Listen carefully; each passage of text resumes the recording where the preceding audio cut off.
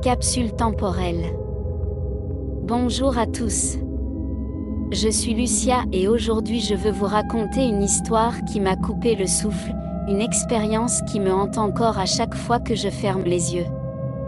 Je vous assure que ce que j'ai vécu dans cette petite ville était au-delà de tout cauchemar. Il y a quelques années, lors de vacances en famille, nous avons trouvé une capsule temporelle enfouie dans le jardin d'une vieille maison que nous avions louée pour quelques jours. Cela semblait être une occasion unique de se connecter avec le passé, une fenêtre sur le temps qui nous a été offert de manière inattendue. La capsule était hermétiquement fermée, lorsqu'elle était ouverte, elle dégageait une odeur rance qui me faisait reculer.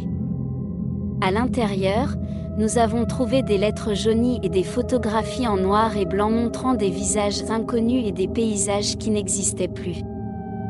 Mais le plus troublant était un journal intime, dont les pages révélaient des pensées sombres et des événements troublants qui se sont produits dans la même maison il y a des décennies.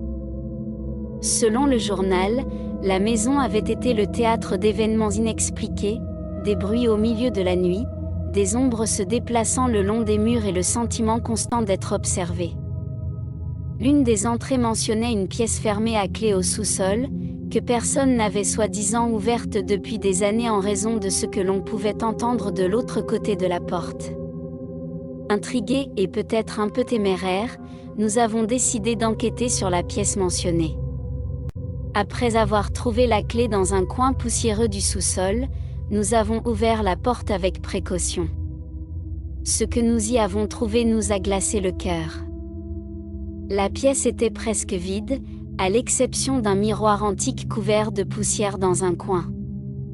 Le reflet dans le miroir semblait déformé, comme si quelque chose était derrière nous en train de regarder.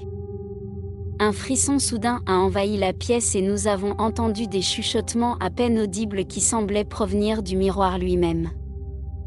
À partir de ce jour, des choses étranges ont commencé à se produire dans la maison. Des lumières qui clignotaient sans raison, des objets qui bougeaient d'eux-mêmes et le sentiment constant de ne pas être seul. Peu importe à quel point nous essayions de l'ignorer, la peur s'emparait de nous à chaque fois que la nuit tombait. Au fil des jours, la tension grandissait entre nous. Nous sommes devenus irascibles et craintifs, comme si quelque chose d'invisible manipulait nos émotions dans l'ombre.